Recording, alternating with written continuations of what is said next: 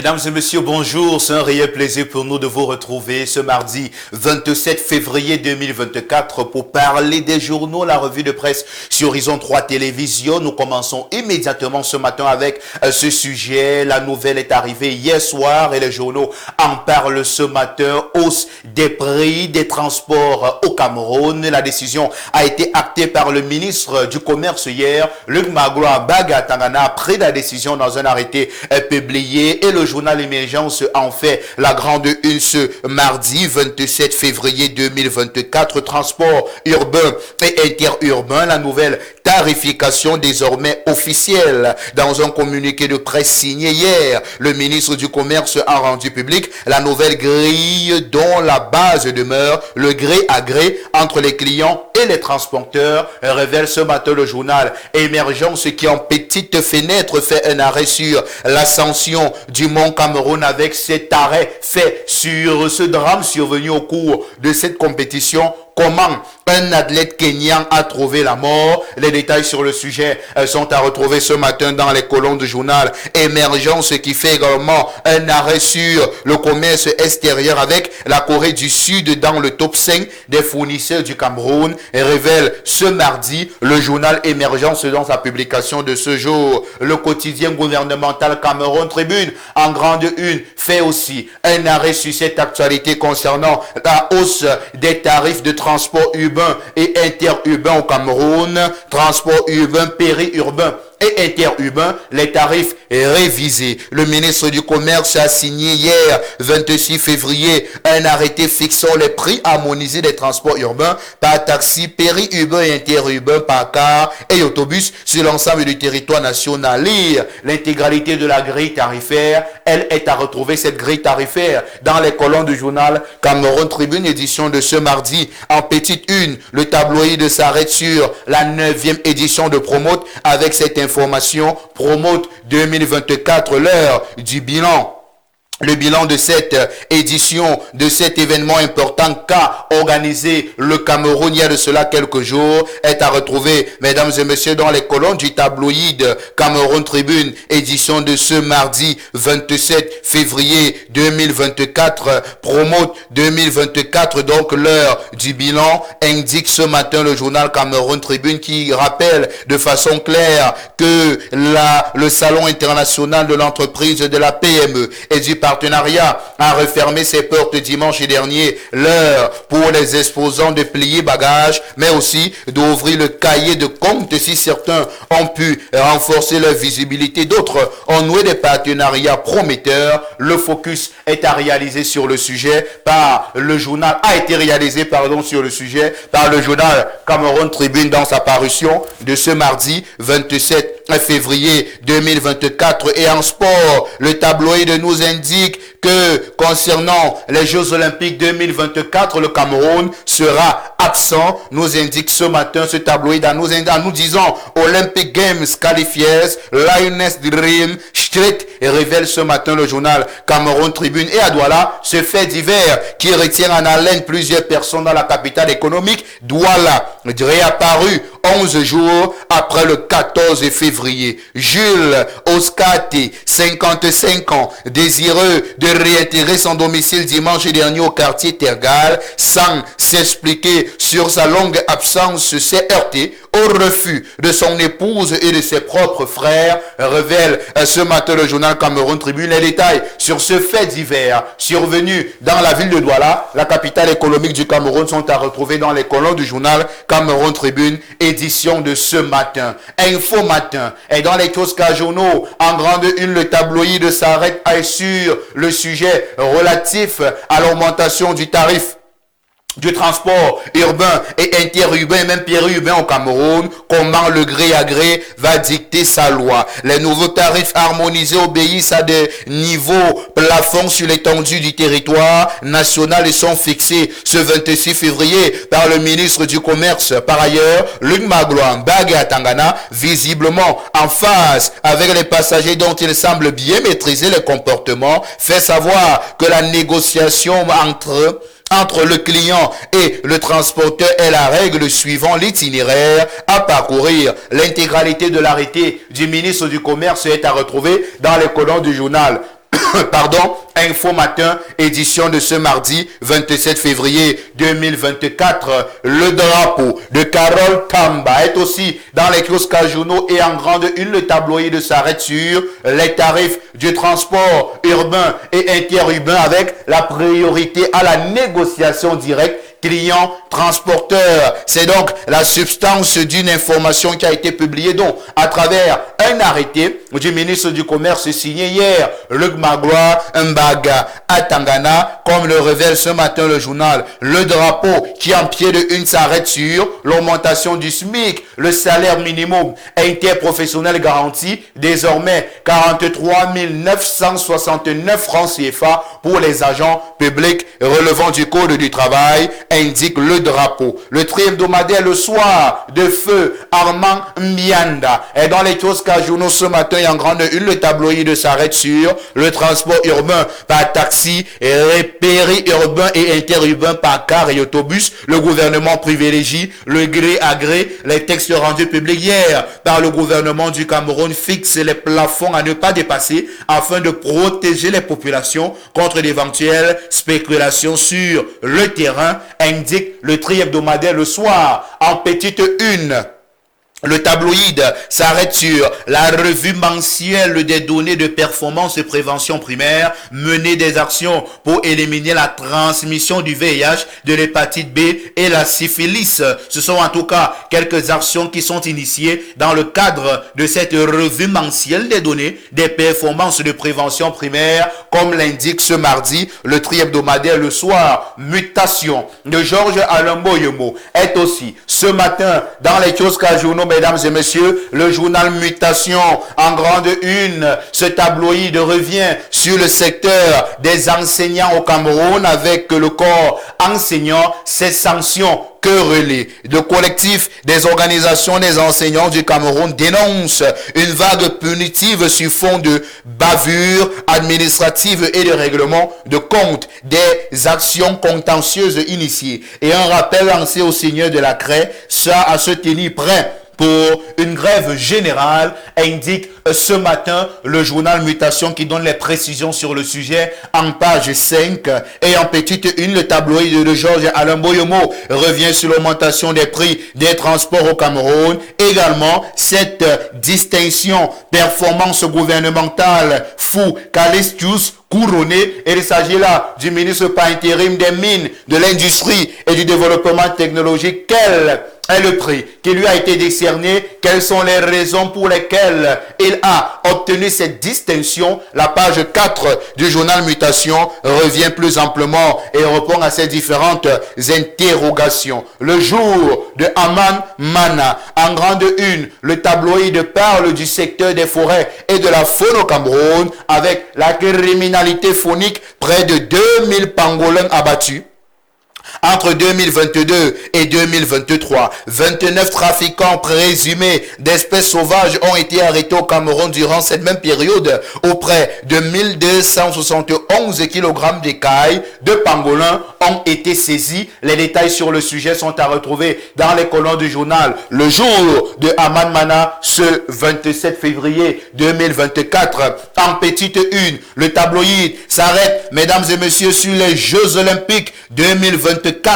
Les Lions indomptables éliminés. Après le match nul, 0 but partout concédé à l'aller. Le 23 février dernier, elles ont été battues. 0 but contre 1. Par les Super Falcons du Nigeria au stade national Massoud Abiola d'Abuja hier, révèle ce matin le journal Le Jour. Autre titre, autre information ce mardi, le messager de Jean-François Shannon parle du ministre de l'administration territoriale avec ce titre: Église presbytérienne camerounaise, Paul persécute les pasteurs entre coups de force et abus de pouvoir. Les policiers à la solde du Minat lancés aux trousses des hommes d'église, empêchant la 67e assemblée de dénoncer les pillages et la dilapidation du patrimoine. Les détails sur le sujet sont à retrouver dans les pages 6 et 7 et 8 du journal Le Messager ce matin, qui indique que concernant l'église presbytérienne du Cameroun, le PC, Paul persécute les pasteurs. Paul ici n'est autre que Paul Atangandji, le ministre de l'administration territoriale, qui est d'ailleurs visible en la grande une du journal Le Messager ce matin. Et en petite une, le tabloïd parle aussi de l'église évangélique du Cameroun de Nkozwa, le berger principal excommunié. De quoi s'agit-il? Quelles sont les raisons qui ont conduit à cette décision? La page 9 du tabloïd revient sur le sujet ce matin. Autre titre, autre information, le quotidien L'économie. Et dans les kiosques journaux ce mardi, en grande une, le tabloïd parle du secteur du cacao avec les exportations du Cameroun vers l'Union européenne désormais conditionnées. Les produits issus de la déforestation ne pourront plus accéder dans l'espace commercial de l'Union européenne dès 2025, indique de façon précise ce matin le journal L'économie. Et en pied de une, le tabloïd revient également sur l'information majeure de ce mardi 27 février 2024, transport urbain, périurbain et interurbain, les tarifs revus à la hausse. Un arrêté relatif a été signé hier, 26 février 2024, par le ministre du Commerce, Luc Magloire Mbaga, à Tangana. Et en petite une aussi, il y a cette information relative à la transformation digitale. Le Minpostel qui reçoit un prix au Guardian Post Achievement Award révèle ce jour le journal L'économie. On continue cette revue de presse avec le tabloïd Innovation qui parle ce matin d'un avocat, Maître Yves Kless Nkwanou. Tous les avocats sont attendus à l'Assemblée générale de Douala le samedi. C'est en tout cas le président de l'Assemblée générale qui invite les avocats à faire massivement le déplacement. Les difficultés de la justice et de l'ordre seront débattues. La deuxième grande rencontre avant l'Assemblée élective, comme indique ce matin le tabloïd Innovation. En petite une, le journal fait un arrêt sur deux sujets. D'abord, la chirurgie du glaucome, des opérations gratuites au CHU de Yaoundé. Le CHU, c'est le centre hospitalier université de Yaoundé où des opérations contre le glaucome sont en cours et elles se font gratuitement. Dans le département du Lom et d'Irem, le CERAC fait des dons. Le Cercle des Amis du Cameroun a donc fait des dons dans le cadre d'un événement organisé dans cette partie du Cameroun située dans la région de l'Est du pays en présence de plusieurs hautes personnalités, parmi lesquelles Minette Lebom Lili Keng, la ministre des Postes et Télécommunications qui représentait à cet événement important la présidente fondatrice du CERAC, Chantal Biya. L'intégration est aussi dans les kiosques journaux ce matin. Le tabloïd fait le bilan de la 9e édition de Promote 2024, le film conducteur du Salon des Affaires. Brigade mixte CEMAC, entrée en service en fin d'année 2024, double nationalité au Cameroun, le tabou déboulonné, investir dans les jeunes entreprises en Afrique, comment un manifeste de paix, intégration, économie dans l'antre du Promote tchadien, finance verte au Cameroun, en cours britannique dévoilé à Promote 2024. Promote 2024, la CEAC, grande absente. C'est en tout cas le bref bilan que fait le journal Intégration ce matin concernant la 9e édition de Promote, cet événement organisé au Cameroun. Un autre événement qui est en cours en France, le Salon de l'agriculture de Paris. Il est évoqué ce matin par le journal Le Reporter Hebdo qui parle de la présence de la CAPEF, la Chambre camerounaise de l'agriculture des pêches, qui honore le Cameroun par sa présence à cet événement. Les produits venant du Cameroun ont une forte cote au Salon international de l'agriculture qui se déroule jusqu'au 3 mars à Paris. Pour cette 60e édition du Salon de l'agriculture, le Cameroun fait une forte impression déjà par la qualité de son stand visible dès le premier coup d'œil à l'entrée du pavillon 5-1, connu comme réservé à une partie des exposants du monde, révèle ce matin le journal Le Reporter qui parle donc de la présence de la CAPEF à cet événement important, le Salon de l'agriculture de Paris. C'est reparti, nous indique en grande une ce matin le journal Bonjour le Cameroun,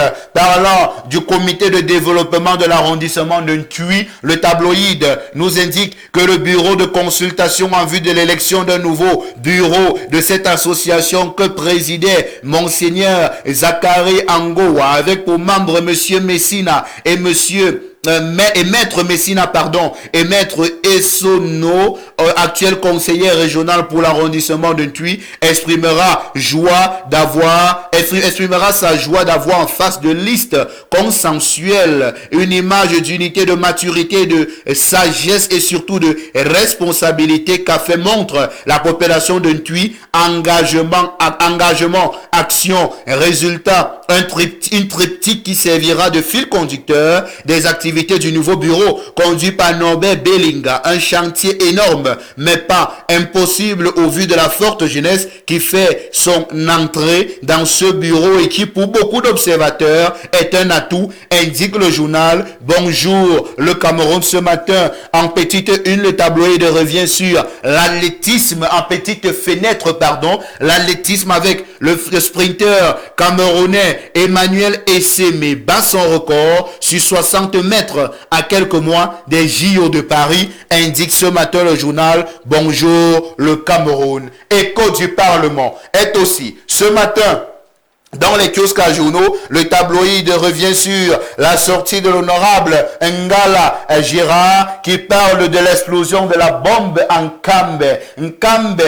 bomb explosion incident. Honorable Ngala Girard blames tout undress online set against him, plan to tarnish his reputation. Le tabloïd revient donc sur cette réaction qui se présente comme étant un droit de réponse au sujet de ce député qui estime qu'il y a certaines personnes qui ont voulu ternir sa réputation dans le cadre de l'explosion de cette bombe survenue en Nkambe il y a de cela quelques jours. Le tabloïd Écho du Parlement donne la parole à ce parlementaire, l'honorable Ngala Girard. Les détails, l'intégralité de la sortie de ce député de la nation, membre de la Chambre basse du Parlement camerounais, sont à retrouver dans les colonnes du journal Écho du Parlement ce matin. The Guardian Post est aussi dans les kiosques à journaux. Le tabloïd en grande une parle de la 9e édition de Promote, mais avec un accent particulier sur le port autonome de Douala. Douala Port Authority unveils the breathtaking achievement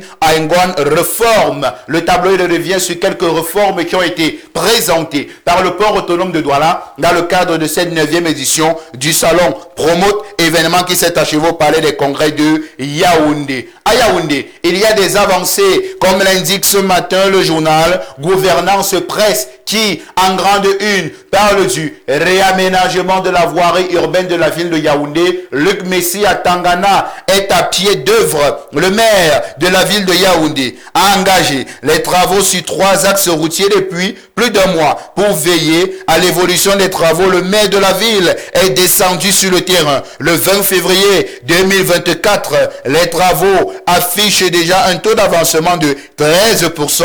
Invité dans les matinées du poste national de la CRTV le 22 février dernier, Luc Messi à Tangana a parlé de la situation de la ville de Yaoundé, non sans évoquer ces travaux routiers qui sont donc en train d'être effectués. La page 6 du journal Gouvernance Presse fait un arrêt sur cette actualité concernant ces quelques évolutions visibles dans la capitale économique du Cameroun. En pied de une, le journal revient sur l'explosion en Nkambe.